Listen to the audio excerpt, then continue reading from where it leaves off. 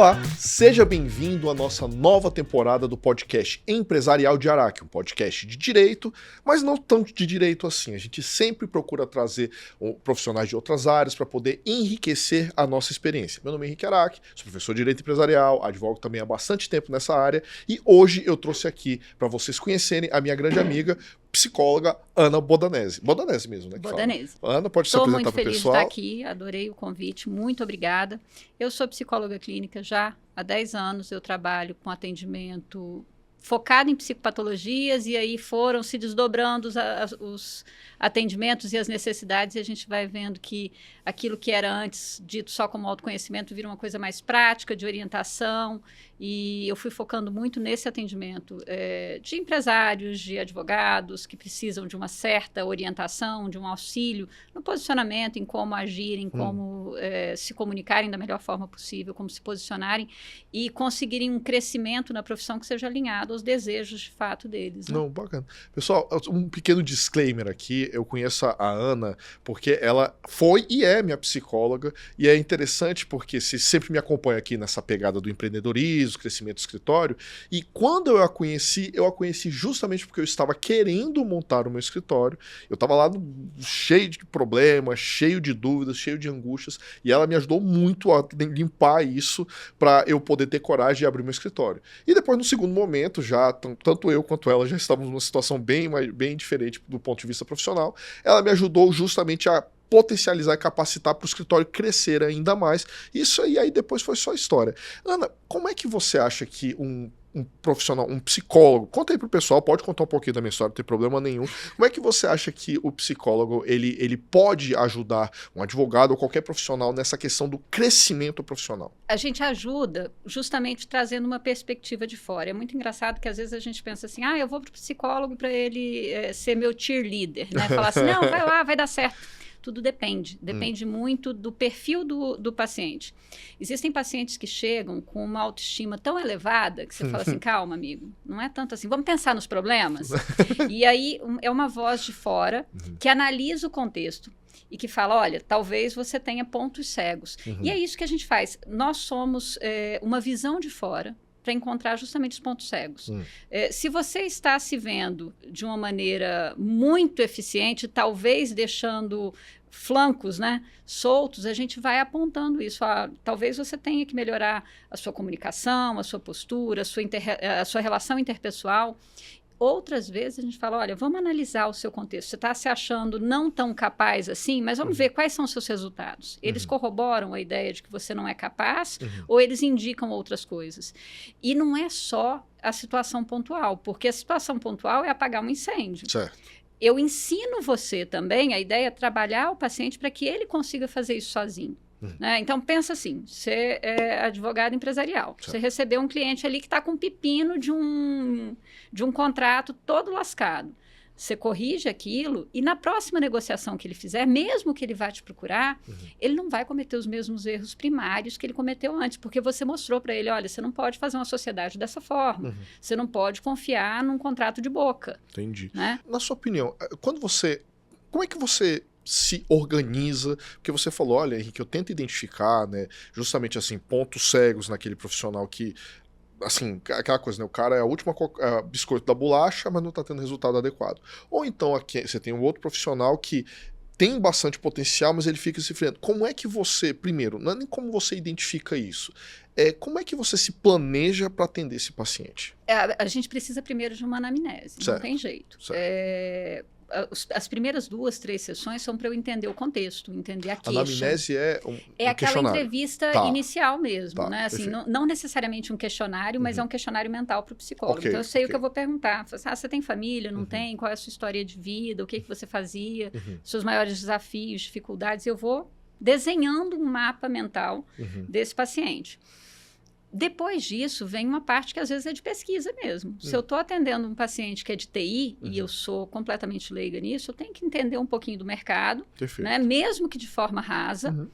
E isso é uma pesquisa que eu faço pós-atendimento. Então, eu vou tentar entender se a área que ele trabalha, como funciona, eu faço perguntas mesmo, né? Às vezes eu vou perguntar, às vezes eu vou falar assim, tá, mas como é que funciona, por exemplo, retirada de lucro num escritório de advocacia? Eu não sei como é. Então, algumas coisas eu preciso entender. E aí, a gente, traçando o perfil do paciente, entendendo riscos de mercado, eu trago ideias. Você fala, você já pensou nisso? Tem, além do que o paciente traz, eu trago outras possibilidades.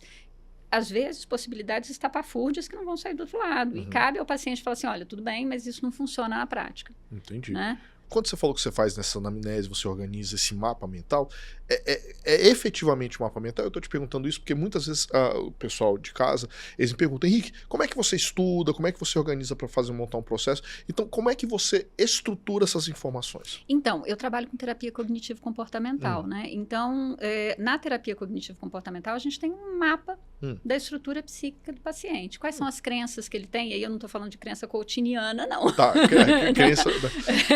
Não é a lei da atração, né? Não é. Eu não vou falar para você ir para frente do espelho e falar assim, vai lá, campeão, você é o máximo. Mas eu vou entendendo as crenças, porque quando eu penso numa psicopatologia, penso numa depressão, por exemplo, já está documentado cientificamente que a gente tem estruturas de pensamentos típicos desse paciente. Então, ele se vê incapaz, ele se vê... frágil, ele vê o mundo como um ambiente extremamente hostil e opressor. Isso é uma estrutura. Eu não sou mágica por adivinhar isso, eu não sou uma cartomante, eu brinco que eu não sou manhana, né? É porque está documentado ali e a gente sabe que a estrutura é essa. Quando eu identifico essas estruturas, é mais fácil eu chegar a crenças que a gente chama de secundárias, que são normalmente sentenças do tipo sim, então. Um paciente que tem muito medo de falhar, ele fala assim, eu não vou tentar, porque se eu tentar, eu vou acabar sendo ridicularizado. Então, eu não tento. Sim, então. E crenças mais estruturantes, e essas são verdades absolutas. Elas são crenças, e a melhor expressão que a gente poderia ter, porque é quase uma coisa divina. É tão verdadeiro para aquele paciente, é um dogma, é tão verdadeiro que ele não questiona essa possibilidade. Essas crenças são muito mais difíceis de flexibilizar. Entendi. Então, às vezes, ele vai acreditar que realmente ele é indigno de ser amado quando ele erra. Então, o que você está me falando, eu não sei se seria expressão...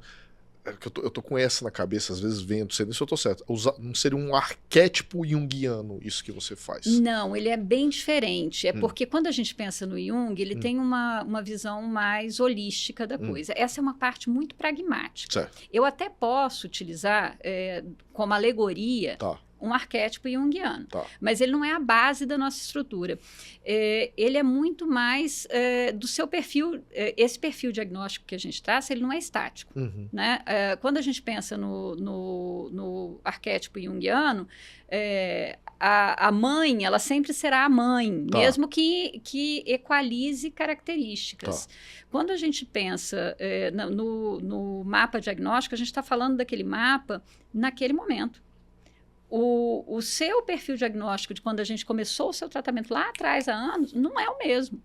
As suas crenças foram flexibilizadas. Hoje, e é interessante que essas crenças centrais, essas crenças dogmáticas, elas são ardilosas. Você tem uma crença e ela está estabelecida. Quando a gente começa a flexibilizar essa crença, naturalmente, no momento de fragilidade, o seu cérebro começa a elaborar essa crença para que ela se valide novamente. Então, eu acho que eu sou incapaz, ou eu acredito que eu sou uma fraude. E aí eu começo a me testar para ser uma fraude. Então, eu posso ficar displicente, eu posso deliberadamente começar a errar, não de maneira, assim, eu arrisco mais, eu aumento a aposta, e aí eu coloco um monte de atividades para serem feitas ao mesmo tempo, e aí é óbvio que uma hora um prato vai cair. A hora que o prato caiu, eu falo, tá vendo? Porque eu sou uma fraude. Então isso aí não é tanto aquele viés cognitivo do Kahneman, isso é mais assim, é quase uma autossabotagem. Quase. Total. A gente já conversou sobre isso, mas eu acho legal porque é uma expressão que eu vejo muito em redes sociais, e aproveitando, pessoal, o perfil da psicóloga, da doutora Ana, é Ana Bodanese, sem ponto, Ana Bodanese. Tem nos meus perfis, porque no meu perfil tem também, então ela tá nessas redes sociais todas, e é bem legal para vocês pegarem várias dicas. Mas por que eu tô falando de rede social? Porque tem uma expressão que o pessoal gosta muito de falar, que é a tal da síndrome do impostor, né? Que é aquela sensação de que o cara, até onde eu entendi, que a pessoa vai conseguindo sucesso, vai galgando e ela tá o tempo todo achando que não é merecedora. Primeiro, existe essa síndrome do impostor? Se existe ou não existe, o que de fato é e como é que a gente pode se precaver? Existe como sintoma, mas ela não é algo, não é um transtorno a ser tratado, né? Não é uma síndrome de fato. Mas ela é um sintoma muito sinalizador, normalmente, de uma crença de desvalor. Tá. Na parte científica, a gente fala que é uma crença de desvalor. Então, você acredita que você não é digno do reconhecimento que você está tendo. E, invariavelmente, uma hora vão descobrir que você é uma fraude. Tá, entendi. Por vezes, ou você não se prova nessas situações, ou você evita a situação. Evita a situação. Tá.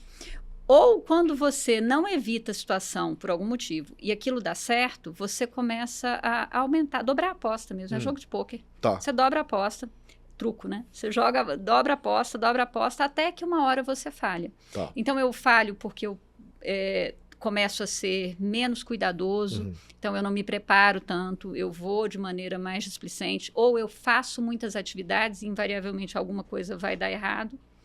E todos nós temos essa questão. A gente pode receber 20 elogios. Você vai lembrar da única crítica que você recebeu.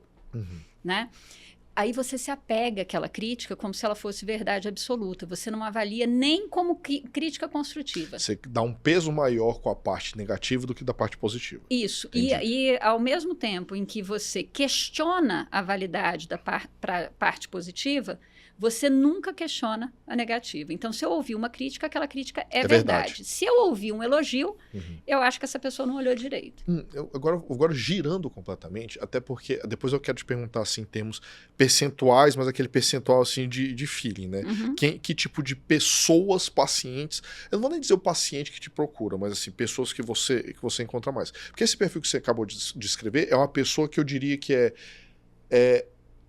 não é autoconsciente, mas ela é crítica até o ponto de vista de se congelar, de não conseguir se desenvolver por conta dessa crítica. E o narcisista? O cara que tem exatamente outra ponta. Eu falo assim, cara, primeiro que eu acho, assim, eu tô imaginando que você não tenha contato com esse tipo de pessoa, porque eu acho que é até contrassensual. Pô, se eu sou um narcisista clássico, como assim eu tenho um problema? O mundo tem um problema, então não sou eu que tenho um problema. Mas assim, é porque esse perfil que você descreveu é justamente o oposto. O cara fica ali segurando, ele tem medo de arriscar, o medo patológico, nesse caso, patológico mesmo, né, que isso tá prejudicando a vida dele. Mas o narcisista, como é que funciona ele? De fato, o narcisista não procura terapia. Pois é, não faz muito sentido. Eu fiquei pensando, não faz muito sentido. O narcisista vai para terapia quando ele é colocado contra a parede. Por determinação judicial, por algum sócio ou parceiro que colocou contra a parede. Então, ele vai para provar que ele é muito bom, entendeu?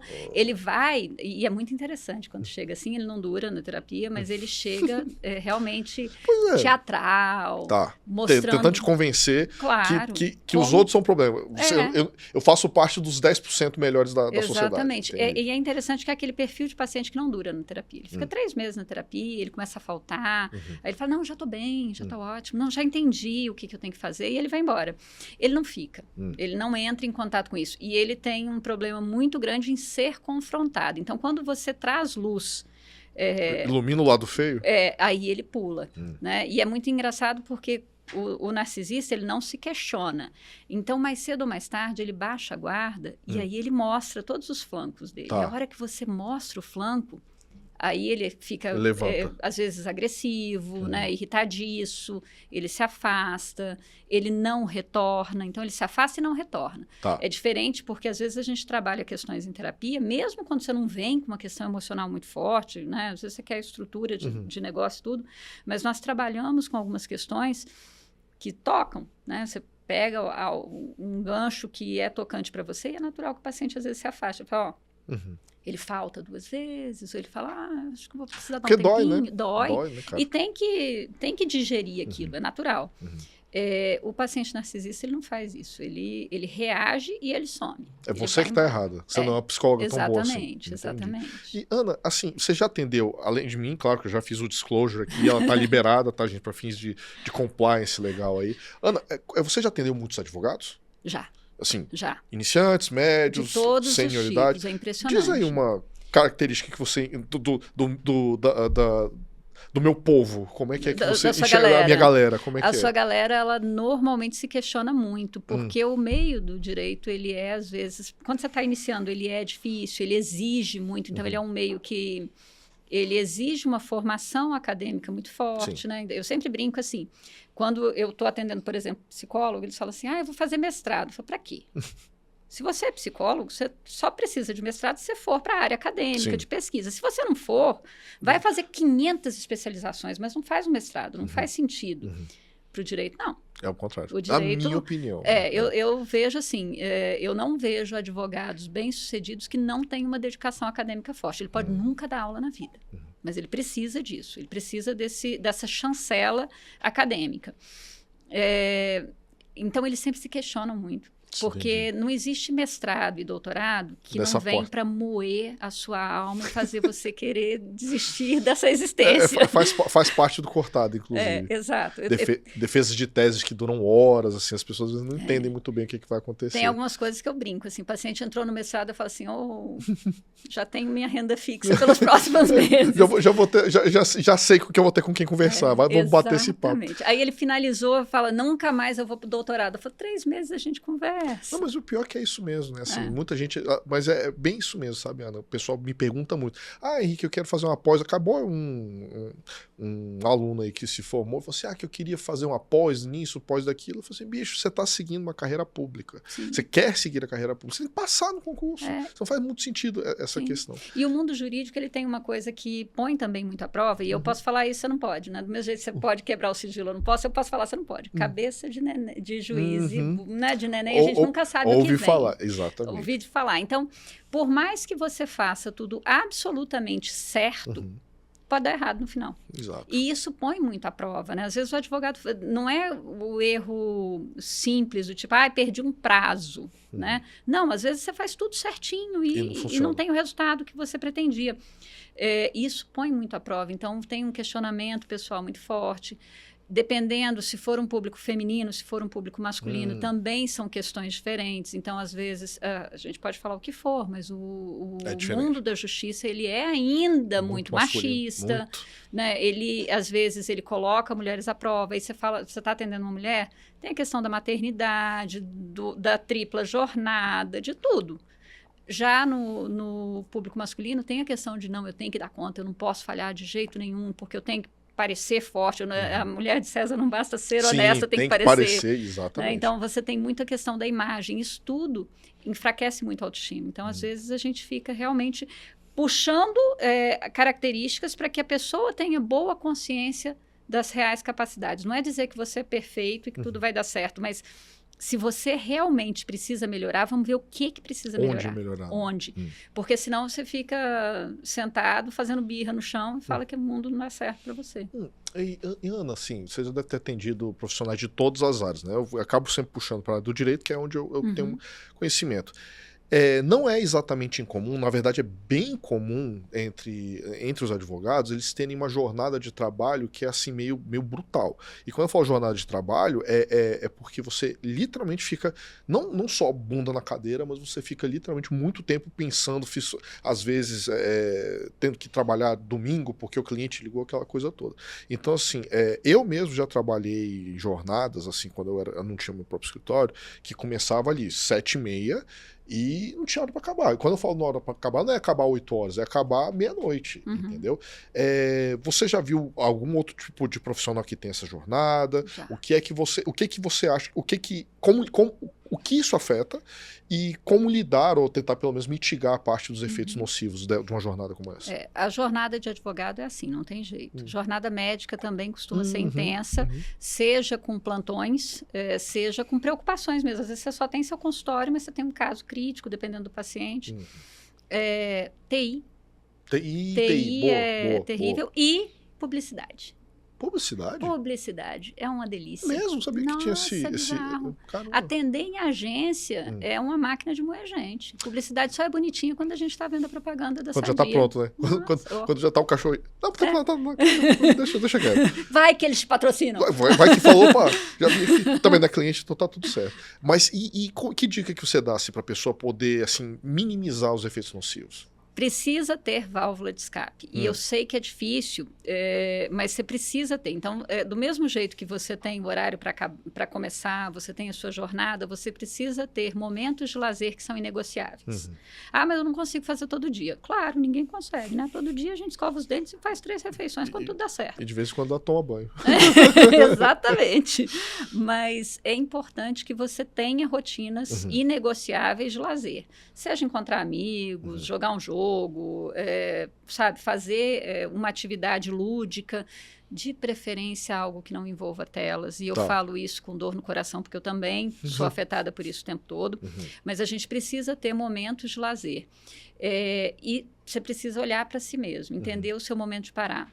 O que eu falo para essas profissões? Tem algumas coisas, assim, eu posso ter um trabalho específico que por 10 dias ou 30 dias vá me exigir uma jornada extenuante. Tem início, meio e fim. Beleza. Ótimo. Então, eu posso ser levado um pouquinho ao extremo num determinado tempo. Agora, se eu não tenho previsão de acabar, e é o que acontece com esse tipo de profissão, você precisa colocar um freio. Porque não é uma noite que você não dormiu que vai resolver o problema. Isso só vai fazer com que se torne um hábito. Então, para quem tende a ter jornadas muito extenuantes, ter um mínimo de horas de sono, ter um mínimo de atividade física, porque regula até o cortisol, dá uma aliviada no estresse, melhora o sono, ter cuidado com o sono. Sono é uma coisa que a gente não deveria negligenciar nunca na vida, porque depois que você negligenciou 1, 2, 3 vezes, aquilo vira rotina e depois para você voltar é terrível. Usar só medicações para dormir e achar que isso é solução em si mesmo, só faz com que você fique dependente. Do medicamento. Do medicamento. Então, assim, não quer dizer que a medicação é ruim. Não, mas claro, ela precisa ser usada. Da medicação. Exato, mas ela tem que ser usada com a ideia de que ela não seja algo para sempre. Entendi. Né? E, Ana, que dica que você dá aí pro pessoal para identificar, porque às vezes a pessoa tá tão imersa dentro da rotina e do problema, que ela não identifica que já tá numa situação de já pulou o corguinho. Olha, você já tinha que ter recuado dias, semanas atrás. Qual é aquele momento assim que o pessoal fala assim, cara... Porque às vezes, o que eu quero dizer? Às vezes a pessoa tá ali trabalhando, não percebe que tá massacrando o próprio corpo com esse nível de estresse. Então, assim, qual que é o primeiro sinal, qual que é o sinal que o corpo vai dar aquele alerta, que igual quando a gente tá com sede, você sente a vontade, você sente a vontade que você tem que parar? Você não sente, normalmente. Você vai sentindo a perda do sono, pensamentos recorrentes, então você fica com pensamentos ruminativos que se repetem, que não tem muita solução. Às vezes, sintomas fisiológicos mesmo, do tipo gastrite, né, dor no estômago, dificuldades digestivas em geral, queda de cabelo, roer unhas. Mas aí você já passou do corguinho, né? Passa do corguinho fácil. E às vezes a pessoa vai, e isso vai normalizado, sabe? Porque essas profissões, isso é tão institucionalizado como problema. Normalizado. Que normaliza. Então, eu saí do escritório depois de 14 horas de trabalho. Parabéns! E isso é dito como se fosse uma medalha, né? Como se fosse um comportamento que é valorado pela sociedade, né? E a ideia é justamente perceber que não é normal isso, ou você está muito preso. Tem perguntas que a gente pode se fazer, assim. Você tem lazer? O que você faz para o seu lazer? Eu vou pro parque, sabe? Assim, eu vou pro parque final de semana. Qual foi a última vez que você fez isso? Tem 3 meses. Então, tá, ok. É um senhor sinal que a pessoa está ignorando. Aquilo que deveria ser excepcional, porque pico de trabalho todo mundo tem, vira rotina. Vira rotina, exato. E o outro, que aí já pulou o corguinho também, o que você faz de lazer? A pessoa fala, não tem lazer. O que você gostaria de fazer para relaxar? Como assim zerar relaxar? Meus prazos. E aí a pessoa fala assim, não, eu só queria que ninguém me enchesse a paciência. Eu falei, já está querendo se isolar. E, de fato, a pessoa começa a se isolar porque realmente é a única coisa que ela enxerga como possibilidade de ter paz. Uhum. Está sempre muito acessível, muito buscada, não consegue descansar. Então, são pequenos sinais mesmo. O sono costuma afetar muito fácil. Você começa a deixar de fazer atividades que antes eram muito importantes para você. Então, sei lá, você tem refeição com a sua família, café da manhã com seus filhos. Cortou isso e nunca mais voltou. Levava na escola, nunca mais fez isso. São sinais de alerta. E aí, quando eu digo nunca mais, é nunca mais em 15 dias, 20 dias, né? Tá. Isso ser o ano inteiro. Exato, Entendi. exato. É que a gente não olha para isso dessa forma. É por causa disso, né? A gente acaba priorizando outras coisas, né? E, Ana, deixa eu te fazer uma pergunta um pouquinho diferente. Os pacientes mentem muito para você?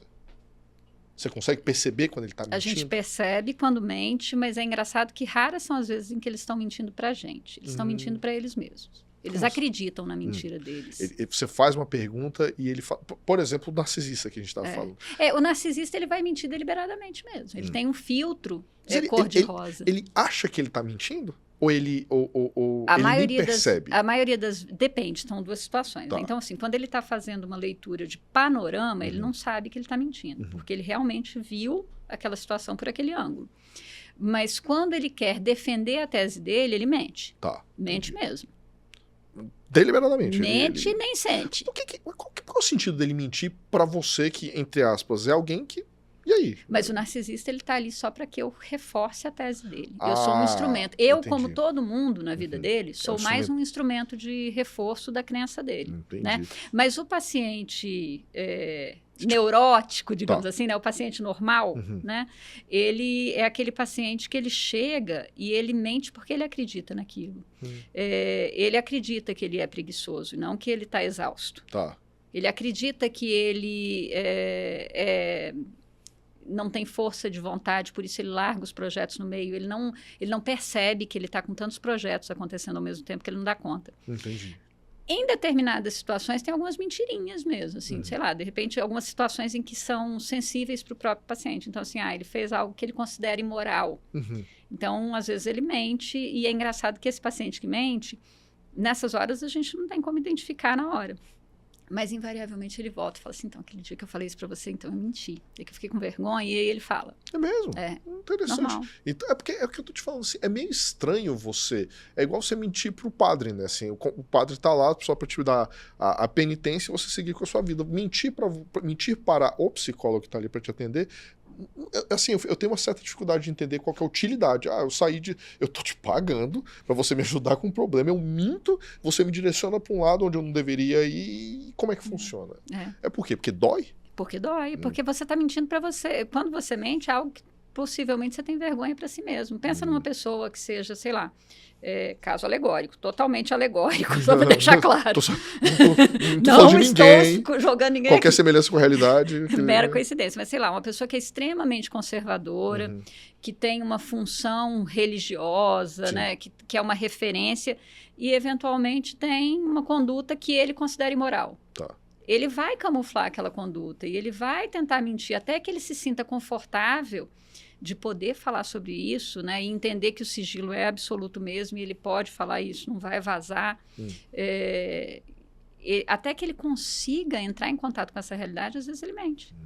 Entendi. Você falou desse negócio, eu lembrei de um caso, mas acho que não é tão interessante. Não um caso lá do escritório. Um caso ficou famoso aí na mídia aí de uma pessoa que de repente foi filmada e flagrada, mas vamos tentar não polarizar demais. Ana, deixa eu te perguntar um negócio. Uma outra coisa que normalmente o pessoal vem falar muito comigo é o seguinte: Henrique, eu quero mudar de área. Só para te contextualizar, mudar de área dentro do direito durante toda a minha vida eu trabalhei com, sei lá, direito do trabalho, ou direito do consumidor, ou direito de família, essa aqui é super a minha zona de conforto, possivelmente por conta de um hábito, possivelmente por conta de as circunstâncias colocaram a pessoa lá. E aí ela vê vídeo na internet e tal, o pessoal falando de holding, aquela coisa toda tal, e resolve, cara, eu quero pivotar, eu quero sair dessa área e vir para essa área. E muitas vezes não é exatamente algo tão fácil de fazer. Então, assim, no geral, quando uma pessoa pode... Até onde você acha que uma pessoa pode fazer isso com certa segurança? Até onde a pessoa pode... Até eu tô falando, inclusive, de idade, tá? Ela pode fazer isso com uma certa segurança, por exemplo, ela pode errar, ela vou tentar pivotar, tô experimentando. em que momento a pessoa não é mais que ela está experimentando, ela está, na verdade, super decepcionada com ter dedicado, sei lá, seus últimos 15, 20 anos de vida. Ou seja, o que eu quero te dizer é o seguinte, a pessoa está em crise existencial, a famosa crise existencial. Você tem a crise da meia-idade masculina, você tem várias crises assim, e eu observo no meu ramo, na advocacia, que tem alguns profissionais que eles têm essa crise de identidade, essa crise que é, às vezes a pessoa chega ao extremo de largar completamente a profissão. Eu conheço várias pessoas que eram advogados há pelo menos seus 10 anos, entendeu? De prática de advocacia. Alguns já tiveram até o seu próprio escritório, outros só trabalharam. E essa pessoa, às vezes, ela não está satisfeita. Ela quer mudar. Às vezes ela quer mudar de área, às vezes ela quer largar absolutamente isso. Em que momento isso é, de fato, uma epifania? Eu estou aqui porque eu fui colocado aqui, entendeu? Em que momento você acha que não? Na verdade, isso é uma patologia muito originária disso que a gente acabou de conversar. Da pessoa tá, na verdade, ela não quer estar naquela situação. Não é que ela não gosta da área, ela não quer aquela situação. Como identificar? No ponto de vista terapêutico, tem algumas perguntas que a gente faz e vai mapeando, e às vezes essas perguntas você pode até, se você está nessa situação, você pode se fazer e tentar mapear. Pensa no seguinte, o que te causa incômodo hoje? E aí, eu gosto de pôr no papel, eu gosto de escrever, você sabe disso. Põe no papel, escreve. Escreve à mão, não digita, não. É isso, é a mão, é a mão. Escreve à mão. Põe no papel o que te causa incômodo na situação que você está hoje. Tudo. E aí não tem motivinho. Sabe? Não tem motivo pequeno. Põe tudo. Pensa também em escrever o que você projeta que seria essa outra área. E escreve todos os motivos, até os motivos fúteis. Sabe? Assim, às vezes a gente, quando vai fazer esses exercícios de escrita, tem motivo que a gente tem vergonha de colocar no papel. A gente tem vergonha de admitir. Então, escreve. Colocou isso tudo, dá uma refletida, pensa um pouquinho a respeito.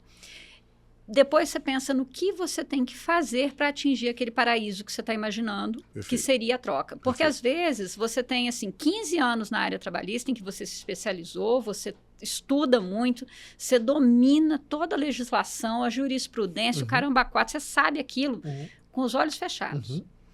Aí você vai ter que construir isso tudo numa área totalmente nova. Exato. E aí? Vale a pena? Normalmente, é uma evitação de um momento de sofrimento pontual. E aí você vai analisar os esforços mesmo. Ok, eu estou querendo sair dessa área porque este momento de frustração aqui é tão intenso que eu quero sair dele a qualquer custo. Você só sai desse momento de frustração, dessa situação de frustração, indo para outra área. Às vezes você só tem que trocar de escritório, de cliente, sabe? Às vezes você tem que demitir um cliente. Isso é muito interessante. Às vezes é só isso, às vezes é um cliente específico que você tem que demitir, ou uma determinada forma de ação, um determinado tipo de causa que você não vai pegar mais. Aquela específica, e é daqui para frente. Entendi. E ainda um pouco dentro dessa área que a gente está falando, dessa questão do incômodo. A gente até pincelou isso, por isso que eu estou puxando aqui, que é algo que eu sempre percebo também. A situação da mulher advogada. Porque, assim, isso é, assim, de novo, vamos contextualizar, estamos no Brasil, sociedade extremamente patriarcal, etc, etc. Então, assim, é óbvio e evidente que existem alguns papéis da mulher que eles são esperados. Um deles, o clássico, que é tenebroso, de discutir, inclusive, a questão da maternidade, entendeu? Tem gente que não quer ser mãe e, entre muitas aspas, está tudo bem, que é uma outra discussão, se a pessoa, de fato, está bem com aquilo, ou se ela não está, de fato, evitando. Mas eu conheço casos, por exemplo, de mulheres que elas elas colocaram tanto essa questão em segundo plano que assim, não vou saber te dizer, por isso que eu tô querendo te perguntar, que chegaram assim a falar, vou congelar alguns ovos aí no futuro, quando eu quiser, quando tiver no momento, etc, etc. Então, assim, o que eu queria que você falasse era mais ou menos isso. Como que a mulher vai conseguir equilibrar, equacionar essa questão, se de fato, né, pelo que você já atendeu de mulheres advogados, homens advogados, se de fato há essa diferença de preocupação, há esse que a mais. Sem sombra de dúvidas, sem sombra de dúvidas. Tem uma cobrança muito forte, do mesmo jeito que a gente tem uma cobrança muito forte com as mulheres, para que sejam mães, a gente tem uma displicência com a paternidade. Então, assim, não, o cara pode ser pai a qualquer momento, né? Ah, vai ter filho aos 60. Tudo bem, ele pode. E biologicamente ele consegue. Mas aí a mulher, o principal é entender a expectativa que você tem de maternidade, né? E quando está em contexto terapêutico, eu sempre falo isso. O que você pensa da maternidade? Porque a maternidade, tudo que você pensa vai ser diferente. Normalmente pior. Mais desgastante.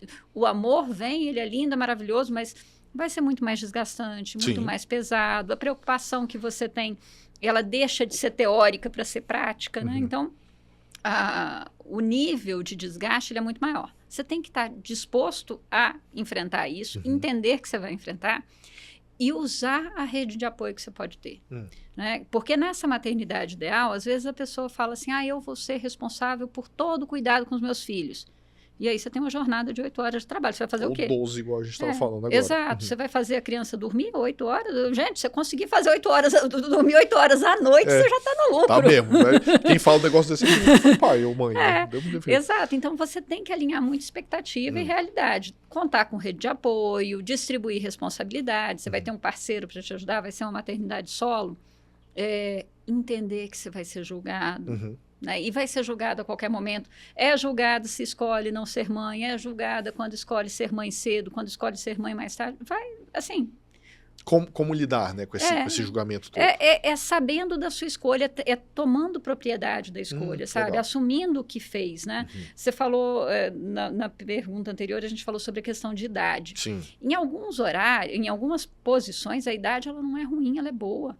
Né? Eu brinco, quando as pessoas falam para mim assim, às vezes são psicólogas formadas há anos que nunca atuaram na clínica. Falam, eu queria ir para a clínica, mas eu tenho medo porque eu estou mais velha. Eu falo, olha, você tem que ter uma supervisão, talvez você precise se atualizar com especializações, mas a idade na clínica é fantástica. Né? É direito também, Nossa, é autoridade. Exato. Então, às vezes, você fala, mas eu vou para outra idade. Não é um problema, às vezes é muito pior. Você ter aquela carinha de menino, quando você está começando, às vezes a pessoa tem 40 anos, mas tem cara de menino, né? Aí é um problema. É mais desafiador. Agora, a idade não é um problema. A maternidade, você tem um limitador. E, às vezes, até quando você pensa em outras maternidades, né? Congelamento de ovos, adoção, mas você tem a dedicação. Adoção também é um problema. Porque, na verdade, a dedicação para você fazer o vínculo com a criança não é diferente. Né? Exato. É isso que eu penso. Assim, você pode... iniciar a maternidade mais tarde. Só que você vai ter uma dedicação que você vai precisar dar para essa criança. E a gente está cansado. A gente estava falando antes de começar aqui como que o corpo, às vezes, não entende que a cabeça continua Exatamente. jovem. Poxa, eu nasci em 82, mas como assim? Como assim? Com 25 anos agora? Eu nasci em 82, como assim? Com 25 anos eu tô com dor nas costas, né? Exatamente. Não faz nenhum sentido. Tô aqui apertando o pescoço pagando meus pecados anteriores. Exato. E aí, essa dedicação física da maternidade, ter noites de sonos interrompidos e tudo, vai vir. Com 25, com 30, com 50. Sim. É a característica da maternidade. Né? E, Ana, uma última pergunta ainda dentro, para a gente já ir passando para o bloco final. Empreender para todo mundo? Não. Ser dono de escritório, ser dono de Nunca. clínica? Como é que as pessoas vendem muito isso, né, Ana? Assim, que você tem que, par de trabalhar, seja seu próprio patrão, aquela coisa toda. Me diz aí, o que você, como profissional, entende disso? Nunca vai, e não tem necessariamente a ver, né? Tem uma ideia também coachiniana, de falar assim, não, é porque quando você é CLT ou você é empregado, você não se preocupa. Infelizmente, isso não é verdade. A grande maioria dos CLTs estão bem preocupados com a saúde financeira da empresa que contrata. Mas é um nível diferente de preocupação, é um nível diferente de responsabilidade. Então, quando você tem uma empresa e você tem colaboradores ao seu redor, você tem um senso de responsabilidade com esses colaboradores. Não estou dizendo que o funcionário não tenha, mas é diferente, né? Assim, a sua empresa deixou de produzir, automaticamente um monte de gente à sua volta vai ter problemas. Coitadinho do empresário? Não, é uma escolha. Né? É jogo de pôquer. Eu coloquei mais dinheiro na mesa, dinheiro, preocupação, recursos, estou arriscando mais e vou ganhar mais. Tem hora que a gente vira e fala assim, eu não quero ter essa preocupação. Eu quero ficar aqui. Aqui em Brasília a gente vê muito com funcionário público. Tem excelentes funcionários públicos que trabalham com dedicação, que são realmente empenhados e que deu sexta-feira, 6 horas da tarde, eles desconectam do trabalho e vão ser felizes no final de semana. Você consegue fazer isso? Alguma vez na vida? Eu gostaria bastante de fazer isso, mas assim, eu acho que nem quando eu era funcionário. Exato. Exato. eu E aí consegui é a fazer hora isso. que você vê que tem um perfil que não é de funcionário. Você Sim. pode arriscar um pouco mais. Porque o recurso do investimento, da preocupação e tudo mais está ali. De novo, eu não estou sendo... Eu sei também que, para além dos recursos e do investimento de energia, você tem que ter uma série de outros recursos para conseguir ali. Às vezes não dá para você. Mas não é desvio moral falar que quer ser empregado. Seja um bom empregado. Né? E como faz falta um bom empregado? Sim, mas é justamente por causa disso. Eu acho que as pessoas enchem os olhos, primeiro com aqueles números absolutamente irreais que o pessoal acaba divulgando em rede social. Isso colabora para isso, né? Para essa. Aí o cara que já tem no prato dele um monte de culpa, acrescenta mais essa de que enquanto eu não tiver o meu próprio negócio, a minha própria iniciativa, eu sou um fracassado. Ainda tem esse problema. Né? O sujeito não sabe nem precificar a hora dele, quer ter uma empresa própria. Você fala, gente, quanto você vai cobrar? É engraçado, eu respondo tanto isso, as pessoas às vezes, mentorias e coisas, falam assim, e quanto que eu cobro num serviço tal? Eu falo assim, bicho, você tá me perguntando isso, de fato você ainda não tá pronto, porque você não sabe literalmente quanto é que vale o seu trabalho, o que você tá agregando, né? Então, assim, concordo exato, assim, é aquela coisa, uma resposta de 5 mil, 20 mil, 200 mil, vale a mesma coisa. Porque a pessoa não faz ideia do quanto de investimento ela tem para a formação dela, para a estrutura física dela. Por que é que eu vou pagar 200 mil reais numa resposta, né? Num serviço, né? Isso aqui eu tenho que extrair disso um valor absurdo. Então, o que você está trazendo para a mesa? É basicamente isso. E Ana, agora já caminhando aqui já para os nossos papos finais, assim, é mais para saber mais da Ana mesmo. Ana, me diga um desafio que você enfrentou na sua carreira, você já tem bastante tempo de casa aí, que você enfrentou e que foi assim, algo assim que, vamos dizer assim, mudou a Ana para a Ana que é hoje. Me diga algo nesse sentido. Foi a transição mesmo. Eu era funcionária pública, eu era servidora pública, não era da área da psicologia. E aí eu falei, não, a clínica é o que eu quero fazer, e aí eu precisei fazer essa transição, mas é difícil você largar um salário fixo ali bonitinho. Para encarar numa época pré-pandêmica, então a gente não tinha como abrir um celular e falar assim, olha, eu tô aqui. Eu tinha que pensar numa estrutura de consultório ou sublocar uma sala. E aí eu falei, o que eu tenho à disposição? Eu trabalhava 40 horas semanais. Eu lembro que nessa época eu trabalhava 60 horas por semana, porque eu trabalhava 40 horas como servidora e 20 horas como psicóloga atendendo. Então, eu atendia alguns dias à noite, né? Eu saía do trabalho, ia para a clínica, atendia, e eu atendia sábado das 8 às 18. Nossa. Porque eu não preciso de inimigos. Claro, por que eu preciso de inimigos se eu posso fazer isso contra mim mesmo? Exatamente. Né? Eu sou muito melhor em ser minha inimiga do que eles. Nossa senhora, eu me conheço muito melhor, se for para me prejudicar. E como é que você se preparou para fazer esse salto? Quando é que foi assim, cara, vou? Eu fiz o que eu digo que é um movimento, foi acovardado, mas foi o movimento que eu tinha para fazer. Eu consegui atender por plano de saúde. Sim. Foi o caminho de ter paciente chegando e começar a atender. Só que assim, eu ganhava miseravelmente mal. Você pode falar o número? Porque as pessoas às vezes não sabem. Tem um número que assusta as pessoas. Eu lembro a primeira vez que eu recebi de um plano de saúde específico, que veio o extrato, eu olhei, eu tinha recebido R$7,18. R$7,18. A hora que eu vi aquilo, eu falei assim, eu nunca mais atendo esse plano de saúde na vida. Cara, isso é muito engraçado. As pessoas não sabem, não né? Fazem ideia. Às vezes, assim, na advocacia eu nunca ganhei tão mal. Não tenho nem como te falar, mas como professor já, às vezes o pessoal perguntou quanto é que eu ganhava, eles falaram assim, eu falei assim, isso aí que eu ganho. Pelo quê? Por hora? Eu falei, não, querido, o mês. Amor, o mês para dar essa aula. Ave Maria. E assim, era muito baixo, mas eu tinha garantia de que eu tinha pacientes ali. Hoje eu não teria começado dessa forma. Isso é o que eu ia te perguntar. Né? Você teria feito diferente? Teria feito diferente. Eu teria, com estrutura de rede social, eu teria me consolidado na rede social. Hoje a gente pode atender, já podia antes, mas era muito mal adaptado e os pacientes eram resistentes também, profissionais e pacientes, no atendimento online.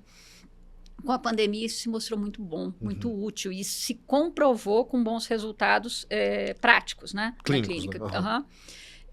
Então, hoje, eu iria para particular mesmo. Assim, mesmo que cobrando o mínimo do conselho, num valor muito baixo, mas eu iria para particular.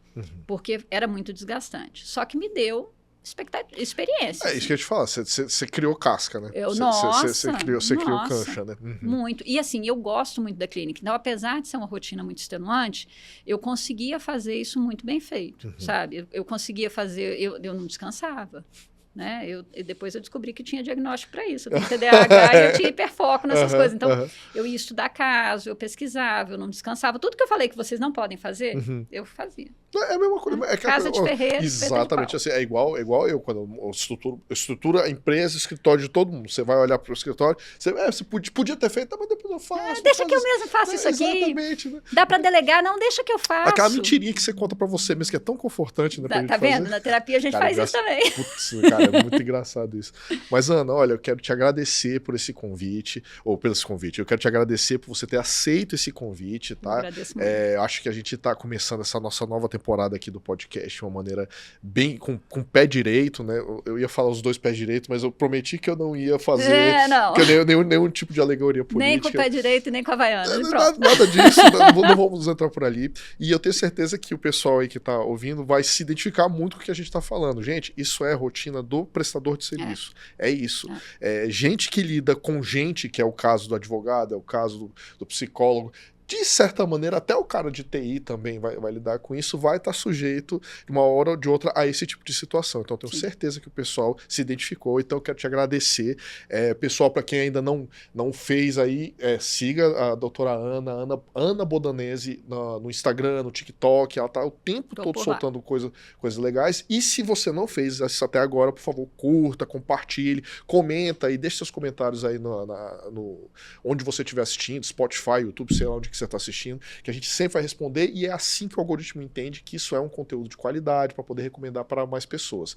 Então, Ana, muito obrigado pela sua presença aqui, muito obrigado a todos vocês pela sua audiência. Quer deixar um recado aí pro pessoal? Só confiram as redes, eu tenho bastante conteúdo produzido por lá, tem bastante coisa para vocês, e façam terapia, não precisa ser comigo não, só façam terapia, vocês fazem o mundo, quando vocês fazem terapia, o mundo fica melhor. Você falou do jeito que eu falei assim, olha, eu contrataria um advogado, eu conheço pelo menos um que é bom no assunto. Mas é engraçado, né? Como terapia faz falta pra muita gente. Né? Nossa, inclusive pra gente que faz terapia e convive com quem não faz. Tem isso mesmo. Gente, muito obrigado, Ana, muito obrigado. E até a próxima. Tchau, tchau.